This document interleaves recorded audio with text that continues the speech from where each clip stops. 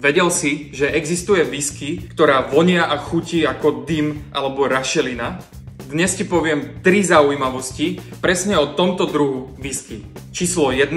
Sušenie jačmenného sladu. Jačmenný slad je jedným z materiálov, ktorý sa veľmi často používa na výrobu whisky. V istom bode výroby je treba tento jačmeň vysušiť, no a práve pri tomto procese je niekedy používaná zapálená rašelina. Dym, stúpajúci okolo zrna, na ňom zanechá svoje dymové molekuly zvané fenoly, no a práve oni sú zodpovedné za tieto dymové vône a chute. Číslo 2. Destilácia. Proces destilácie vo whisky zanechá množstvo fenolov, ktoré na seba jačmeň naviazal počas sušenia. No a práve vďaka tomu má nová čerstvo vydestilovaná whisky chute dymu alebo rašeliny. Číslo 3. Preslávený rašelinový región. Mnoho obľúbených dymových whisky pochádza z jedného konkrétneho regiónu. Je ním ostrov